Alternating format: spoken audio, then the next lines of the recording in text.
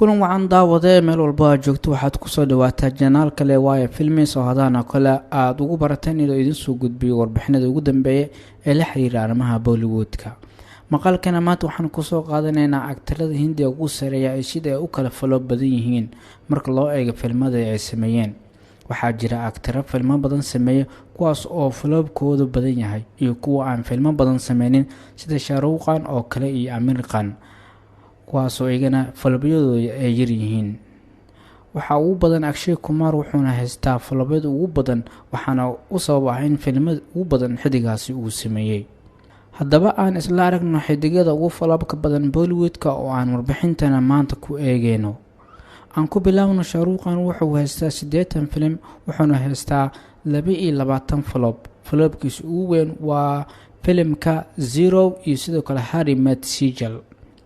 Amitabh Bachchan wuxuu sameeyay 182 film waxaa ka falob garoobay 37 film. filimkiisa guuldareystay waxa ugu waaweyn Shamitab iyo Run. Ajay Devgan wuxuu haystaa 100 film waxaana ka falob noqday 48 film. falobadiisa ugu waaweynna waxaa ka mid ah Kaal iyo Shifai. Salman Khan wuxuu sameeyay 79 film waxaa ka guuldareystay 33 film.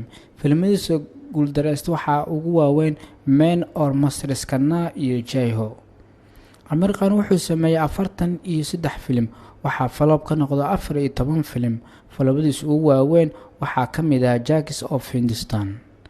Akshay Kumar wuxuu sameeyay 117 film waxaa ka guuldareystay 50 film. falobadiisa ugu waaweyn waxaa ka mid ah Kambaq Ishqi, Blue iyo sidoo kale 8x10 Tasveer. Shahid Kapoor wuxuu sameeyay 31 film waxaa ka falob garoobay 16 film.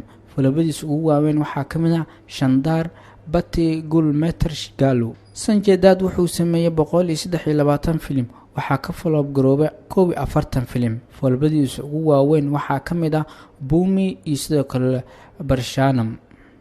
Saif Ali Khan wuxuu sameeyay 59 film waxaa ka guuldareystay 34 film. Hrithik Roshan wuxuu sameeyay 26 film waxaa ka guuldareystay 9 film. Ranbir Kapoor wuxuu sameeyay 15 film waxaa ka guuldareystay 9 film. Ranveer Singh wuxuu sameeyay 12 film waxaa ka falob garoobay 4 film.